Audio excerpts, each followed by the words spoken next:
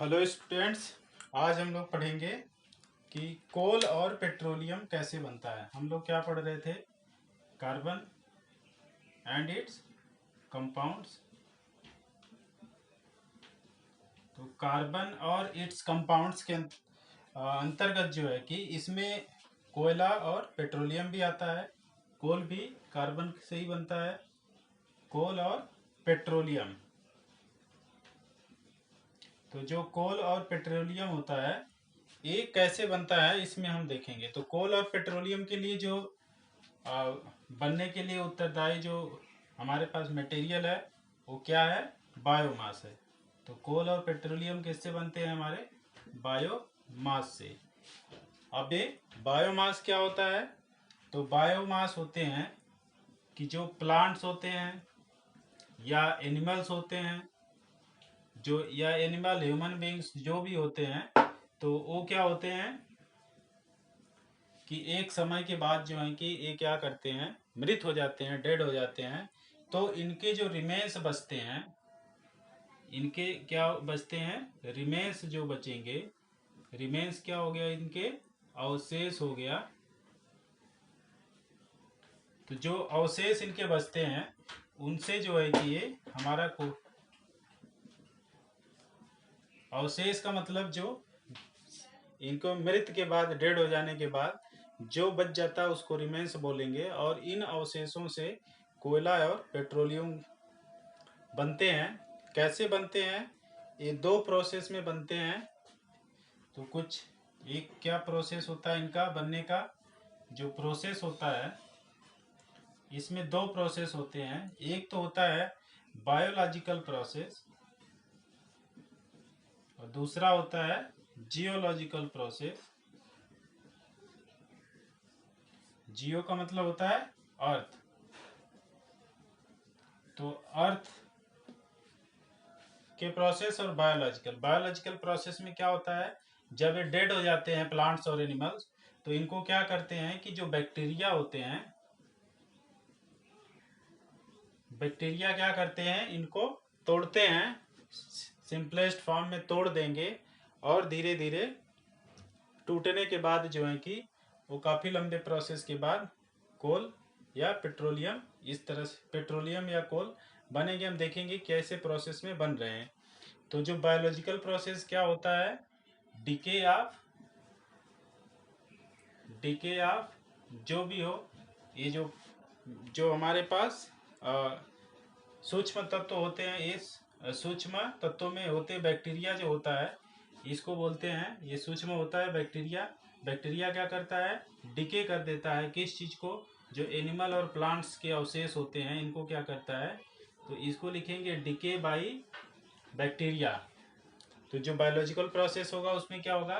Bacteria के द्वारा क्षय होगा। और जो जियोलॉजिकल प्रोसेस होगा इसमें क्या होगा? जियोलॉजिकल प्रोसेस में हम करते हैं कि जो जियोलॉजी मतलब अर्थ हो गया, अर्थ के अंतर्गत जो एक्टिविटी होगी, और अर्थ में जो एक्टिविटी होती है जिसके कारण हमारा कोल पेट्रोलियम आता है वो क्या होता है? एक तो अर्थक्वेक होगा, दूसरा क्या होगा? वोल्केनो होता है। वोल्केनो इरेप्शन पढ़े हैं आप? वोल्केनो मतलब ज्वालामुखी हो गया, अर्थक्वेक मतलब भूकंप हो गया। तो अब हम आगे देखेंगे कि अब एक एक करके लेके चलते हैं कि कोल कैसे बनता है, पेट्रोलियम कैसे बनता है, दोनों को अलग अलग लेके चलेंगे। तो पहले हम देखेंगे कि कोल कैसे होता है। तो कोल का हम देखते हैं कि कोल में जो है सबसे बड़ा होता है कि जैसे इसमें प्लांट्स और ट्रीज होते हैं, हमारे पास कोल का बनने का जो मेन हमारे पास एलिमेंट है वो क्या है? मटेरियल है, वो प्लांट्स है और क्या है? ट्रीज है हमारे पास, या छोटे मोटे प्लांट्स ट्रीज जो भी हैं, इस कैटेगरी में जो भी चीज़ें आती हैं उसको क्या होता है कि ये क्या करते हैं? प्लांट्स और ट्रीज होते हैं, ये क्या करते हैं कि ये हमारे पास अर्थ है। अर्थ में क्या होता है?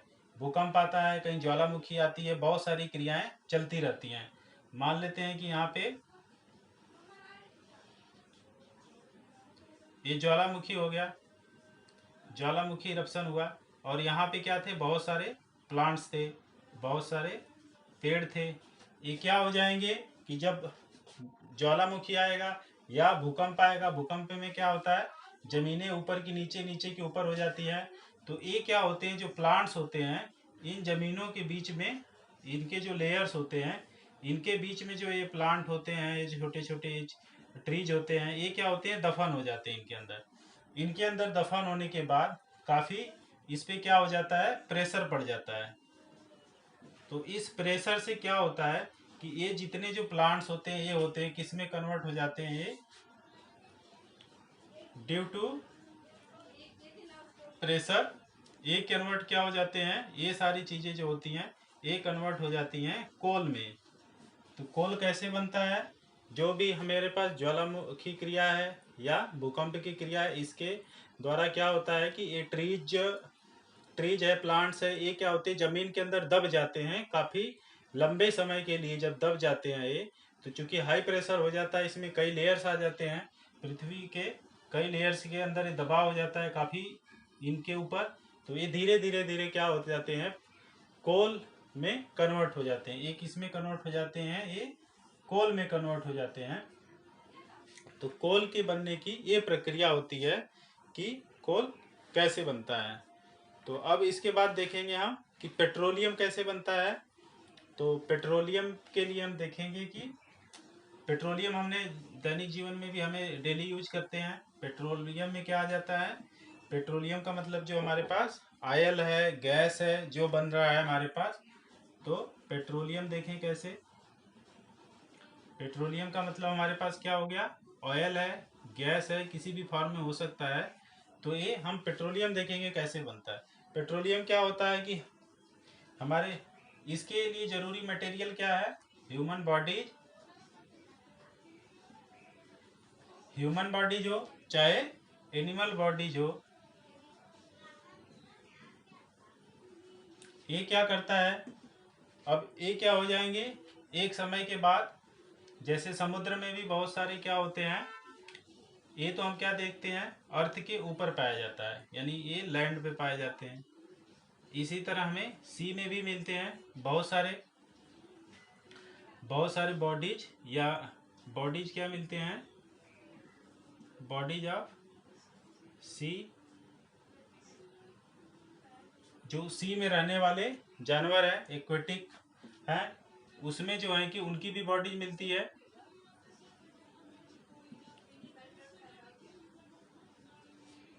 बॉडीज इन द सी में क्या क्या मिलता है, हमें बहुत सारी चीज़ मिलते हैं। तो सी में हमारे पास क्या होती है, मछली होती है, और सी में बहुत सारी चीज़ें होती हैं, ऑक्टोपस होता है।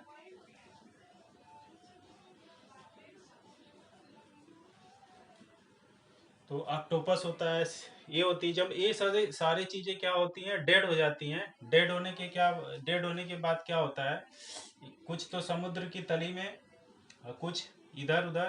तो मान लेते हैं कि ये ऐसे है और यहाँ पे पानी भरा हुआ है, ये सी है हमारा। तो ये समुद्र का ये पानी ऊपर से नीचे एकदम नीचे चले जाए हम अंदर की तरफ। तो अंदर क्या होता है कि ये जो ये मान लेते हैं, ये क्या है, जो ए बी सी डी है, जो भी चीज़ें हैं ए बी सी डी। तो ये क्या, ए बी सी डी, ये क्या होता है, तली के ऊपर, तली के अंदर, तली के ऊपर नीचे जाके जम जाते हैं। उसके ऊपर से क्या होता है, ये समुद्र क्या करता है, इसके ऊपर लेयर डाल देता है, लेयर टू लेयर पढ़ते रहते हैं, लेयर टू लेयर पढ़ते रहते हैं। और इसके ऊपर क्या हो जाता है, ये क्या होता है, डिके बाई बैक्टीरिया होता है। जब जानते हैं ह्यूमन बॉडी जब मर जाती है या एनिमल बॉडी मर जाती है, तो उस पर बैक्टीरिया लग जाते हैं। डिकम्पोज होने का सबसे अच्छा तरीका वही है कि वो बैक्टीरिया उसको क्या कन्वर्ट कर देते हैं, उसको छोटे छोटे सेल्स में कन्वर्ट कर देते हैं। तो ये डीके का मतलब होता है टूटना, डीके बाई बैक्टीरिया। तो बैक्टीरिया से टूट जाते हैं, और टूटने के बाद क्या होता है कि ये काफ़ी लंबे आफ्टर लॉन्ग टाइम क्या होते हैं ये, कि ये बहुत समय बाद ये क्या बनते हैं, ये ऑयल और गैस में कन्वर्ट हो जाते हैं। इससे क्या बन जाता है, ऑयल और गैस बन जाता है। ये क्या करते हैं, ये जो रॉक्स होते हैं, जो पहाड़ पत्थर होते हैं, इनके बीच में जो है कि इनके बीच में दब जाते हैं और बाद में हम यहीं से इनको खोद करके इनको बाहर निकाल लेते हैं, जो हम अपने लाइफ में यूज करते हैं।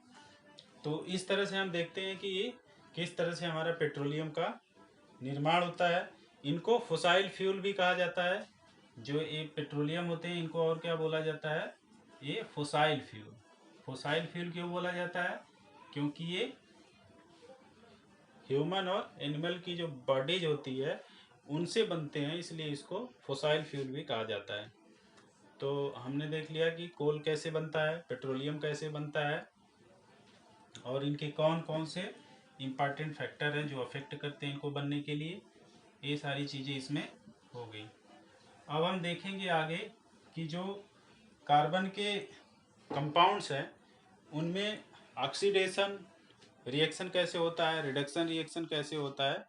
तो ये सारी चीज़ें हम आगे देखेंगे। तो हम देखते हैं कि ऑक्सीडेशन ऑक्सीडेशन का क्या मतलब होता है, ऑक्सीजन का जुड़ना। तो अब हम एथेनॉल ले लेते हैं। ये क्या CH3CH2OH, इसका भी नामकरण हमने किया है पीछे। तो हम क्या करेंगे, C2H5OH, यानी क्या है ये एथेनॉल। अब यदि एथेनॉल को यदि मान लेते हैं ये हमारे पास टेस्ट ट्यूब है। अब इसमें हम क्या ले लेते हैं, एथेनॉल ले लेते हैं, और इसके साथ ही हम क्या मिला दे, पोटेशियम परमैंगनेट क्या मिला देते हैं थोड़ी मात्रा में,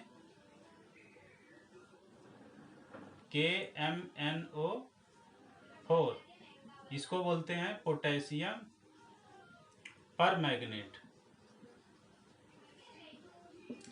तो पोटेशियम परमैंगनेट मिला देते हैं और इसको हम क्या करते हैं, हीट कर देते हैं, इसको हीट देते हैं। तो क्या होता है कि जो एथेनॉल होता है ये किस में कन्वर्ट हो जाता है,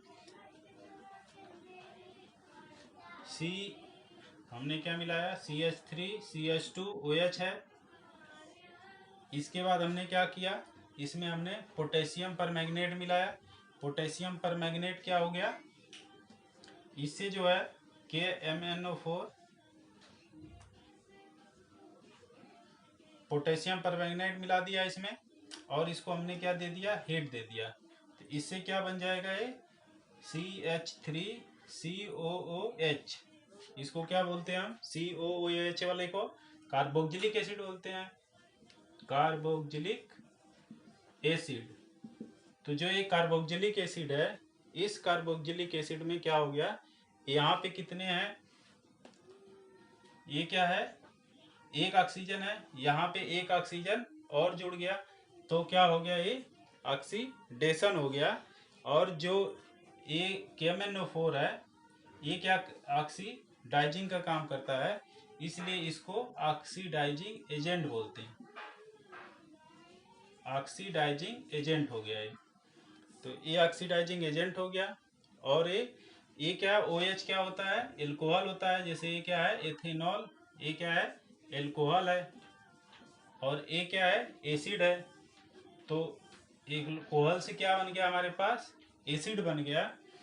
तो हम इसमें ये देखते हैं कि जो ऑक्सीजन का जो जुड़ना हुआ इसके कारण एक ऑक्सीडेशन रिएक्शन हुआ। तो जो कार्बन के कंपाउंड्स है, एथेनॉल है, यदि हम इसको पोटेशियम परमैंगनेट की उपस्थिति में यदि इसको हीट करते हैं तो ये ऑक्सीडाइजिंग एजेंट के रूप में काम करता है, और ये किस में बदल जाता है, एसिड में, कार्बोक्जिलिक एसिड बन जाता है। तो इस तरह से हम देखते हैं कि जो ये कार्बन के कंपाउंड्स होते हैं कौन क्या कैरेक्टर शो करते हैं, ये ऑक्सीडेशन इनका होता है, ये ऑक्सीडेशन कैरेक्टर भी शो करते हैं। अब इसके बाद हम दूसरा देखते हैं कि एडिशन रिएक्शन क्या होता है। इसमें क्या था, एल्कोहल से एसिड बन गया। अब हम देखेंगे कि एडिशन रिएक्शन क्या होता है।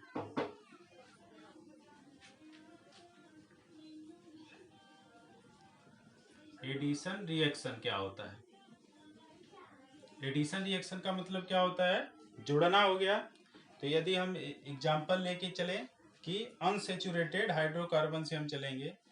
तो कोई अनसेचुरेटेड हाइड्रोकार्बन है तो उसमें डबल बॉन्ड होगा। आर मान लेते हैं कि कोई भी एटम होगा। ये हमारे पास हो गया अनसेचुरेटेड हाइड्रोकार्बन। इसको क्या बोलेंगे हम? Unsaturated hydrocarbon. तो जो ये अनसेचुरेटेड हाइड्रोकार्बन है, अब हम इस पे क्या करेंगे? यदि निकिल कैटलिस्ट का यूज करें,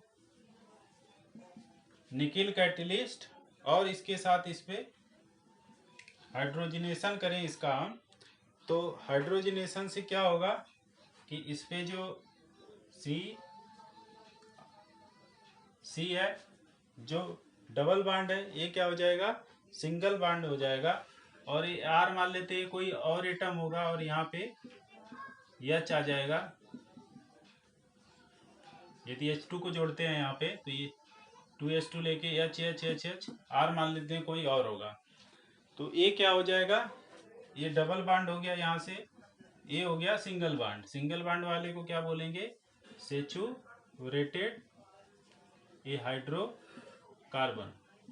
ये सेचुरेटेड हाइड्रोकार्बन हो गया। तो ये अनसेचुरेटेड से सेचुरेटेड बन गया। किस और ये निकिल क्या मिलाया गया इसमें? निकेल को कैटलिस्ट के रूप में मिलाया गया। तो अब हम यहाँ देखेंगे कैटलिस्ट क्या होता है। तो कैटलिस्ट होता है जो रिएक्शन के रेट को चेंज करता है, बल्कि ये खुद रिएक्शन में पार्टिसिपेट नहीं करता। क्यों?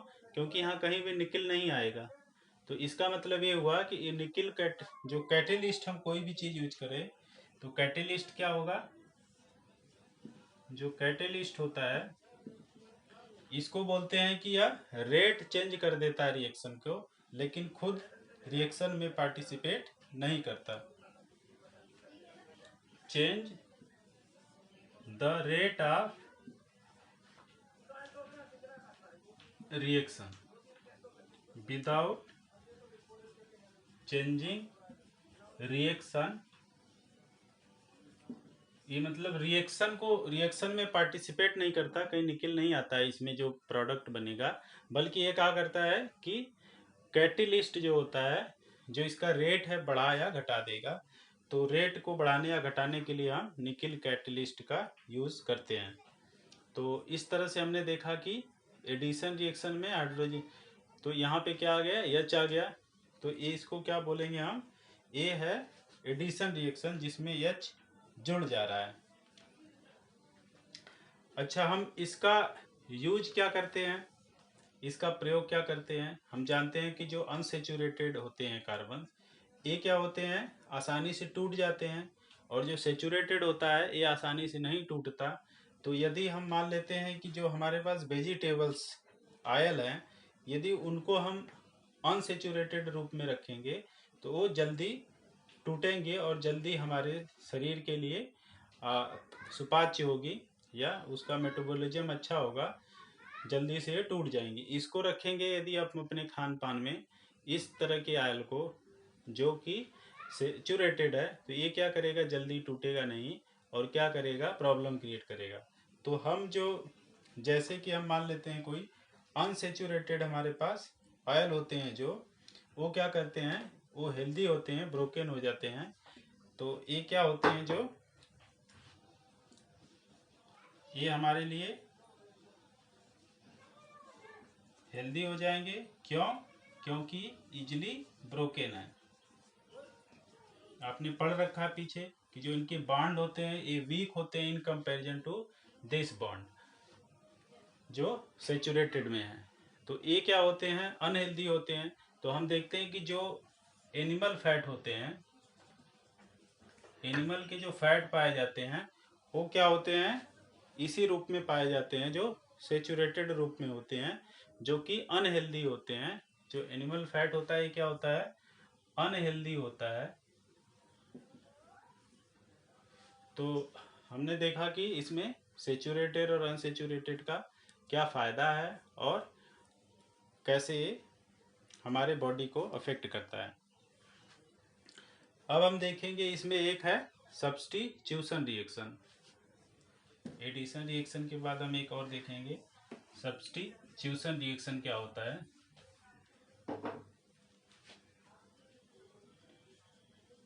सब्स्टिट्यूशन का मतलब एक की जगह कोई दूसरा आ जाएगा, उसको बोलेंगे सब्स्टिट्यूट हो गया, वो प्रस्थापित हो गया, कहीं दूसरा आ गया। जैसे हमारे पास क्या है, CH4 है,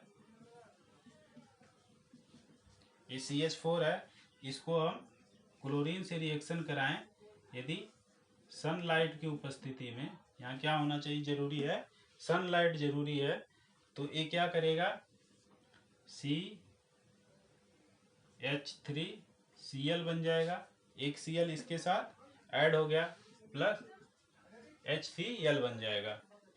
इसी तरह से इसमें क्या हुआ, हमने देखा कि एक H जो है Cl रिप्लेस कर दिया, H हाइड्रोजन जो एटम है रिप्लेस्ड बाय Cl एटम। तो जब हाइड्रोजन एटम रिप्लेस्ड हो गया Cl एटम के द्वारा, तो इसको हम क्या बोलेंगे, सब्स्टिट्यूट हो गया। रिप्लेस्ड का मतलब क्या हो गया, सब्स्टिट्यूट हो गया, सब्स्टिट्यूट हो गया, इसलिए इस हम रिएक्शन को क्या बोलेंगे, सब्स्टिट्यूशन रिएक्शन बोलेंगे। तो इसमें अब यहीं तक, आगे हम और देखेंगे। तो थैंक यू।